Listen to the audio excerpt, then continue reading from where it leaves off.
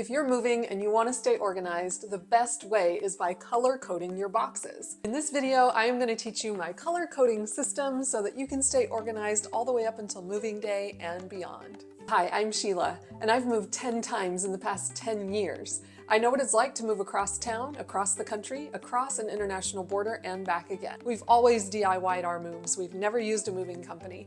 And all of those moves have involved multiple children, including children with special needs. So I've developed a system to help keep you organized, and the key to the system is this colored duct tape. In my last video, which I will link here, I showed you all the supplies that you will need to organize your move.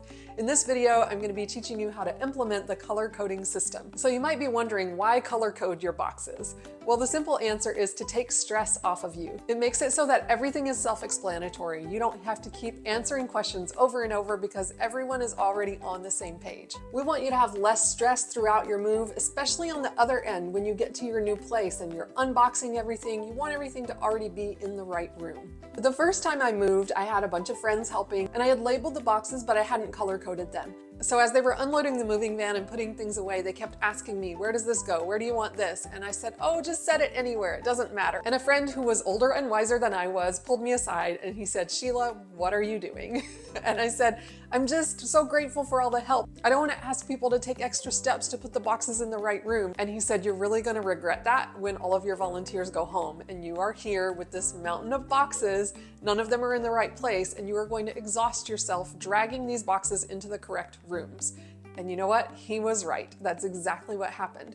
So since then, I've decided that whenever we move, we need to have people who are helping us unload the truck not only get the stuff off the truck, but actually put it into the right room in the first place. So if we want the boxes to end up in the correct rooms on the other end of our move, why not just write the name of the room on the box with a marker? That seems simple enough, right?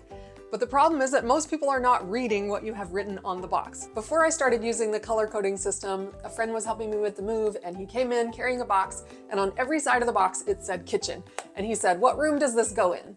But with the color coding system, when I label all of my boxes with the yellow duct tape, no one has ever asked me, what room does this go in? Because they already know that yellow is kitchen. And I think the reason for that is when there's a lot of commotion going on, people are not registering words. Our brains are hardwired to prioritize registering color over words. So the people who are helping you unload the moving truck are paying way more attention to the color on the box than they are to what is written on the box. Another reason that you want to use colored duct tape instead of just a Sharpie is that if you are using free boxes, let's say boxes that have been recycled from someone else's move, there might already be writing on those boxes. And the writing that's on that box might not be what you want it to say. For example, I got some used boxes for a move one time, and all of the boxes said living room, but I needed all of those boxes for the kitchen.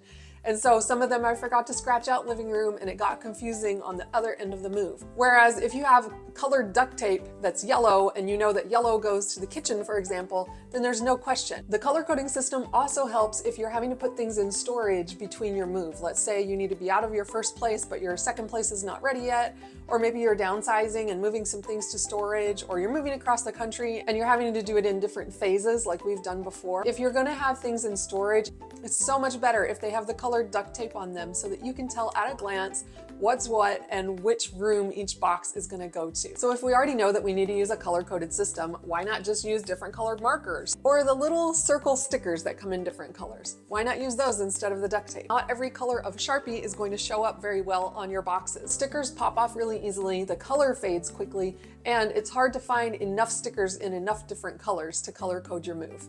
Colored duct tape is going to stay on the box better, and it's also going to cover a larger area so that people don't have to focus on that one little circle. The system is super simple. You only need a few supplies. You're going to need some colored duct tape. You need a different colored roll for every room in the new house that you are moving into. So if that house has 3 bedrooms, you're going to need 3 different colors, one for each of the bedrooms. You're also going to need a separate color for the kitchen, the living room, the office, the garage, basically any separate space in that house that's going to involve furniture or boxes.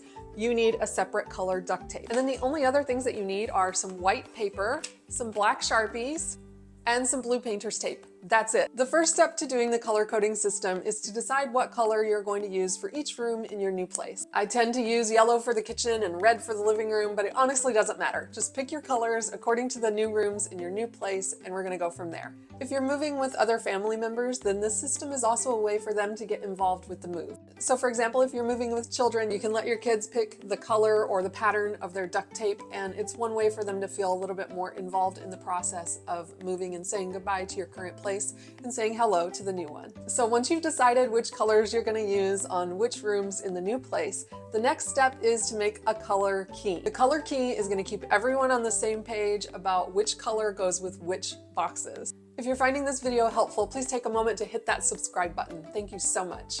So here's a copy of a color key that I created for a move.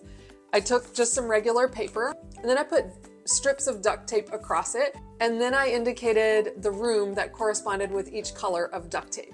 So for example, bedroom number 3 was this bright pink color. I used a label maker to make these labels, but you could just write with a Sharpie, or you could use stick-on labels, or whatever works for you.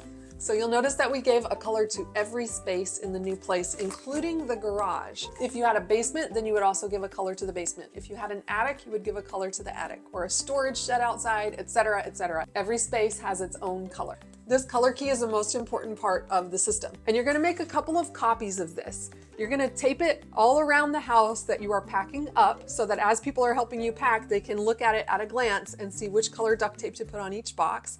And then when you move, you're gonna take these down and take them with you to the new place and hang them up on the wall there, so that as the truck is being offloaded, people can just look at the color key and they immediately know where to put the boxes.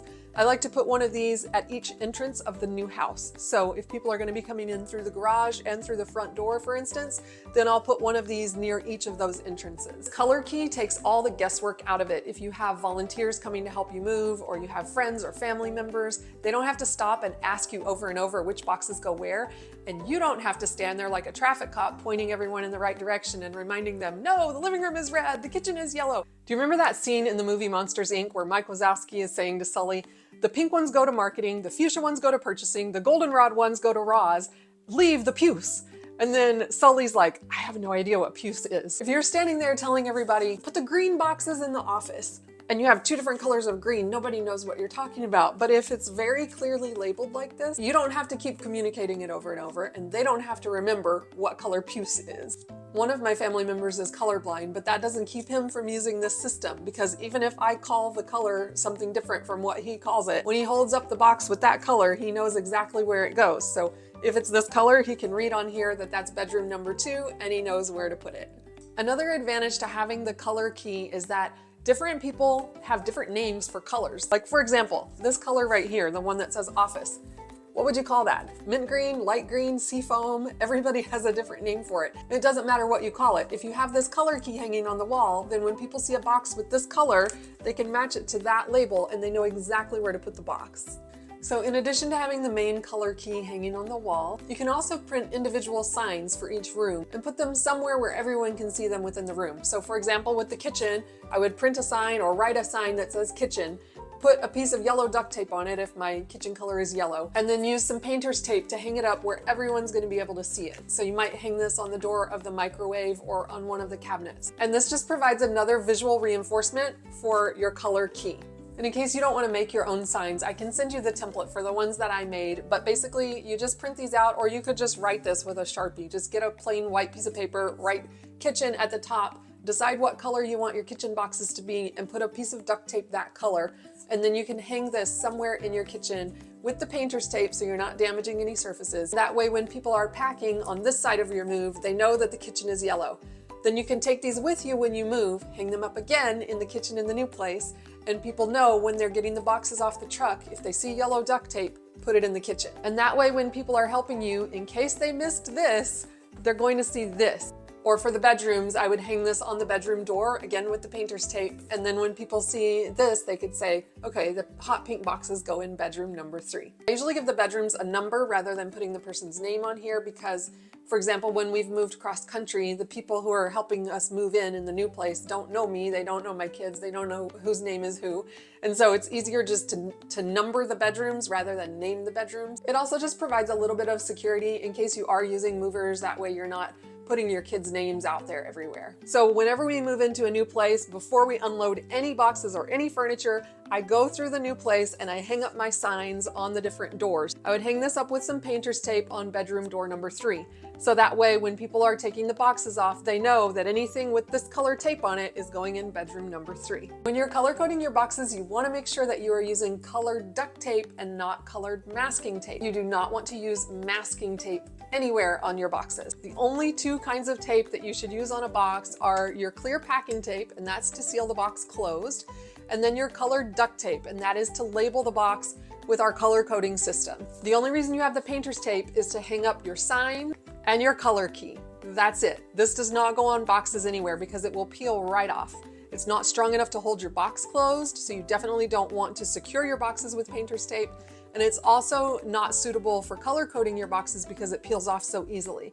So if you want to use blue as one of your colors in your color coding system, be sure that you get a roll of blue duct tape instead of blue painter's tape. Every time you pack a box and seal it up, you're going to put a piece of colored duct tape on 2 corners. You're going to wrap it around one corner here, and then you're going to wrap it around one corner here and put one on the top as well. That way, no matter where the box is, no matter which side you're looking at it from, or if you're looking at it from the top, you can see the color and you can also see the number because you're writing the number directly onto that piece of colored duct tape. As far as the numbering system goes, that is so that you know not only where the box goes, but what's inside it.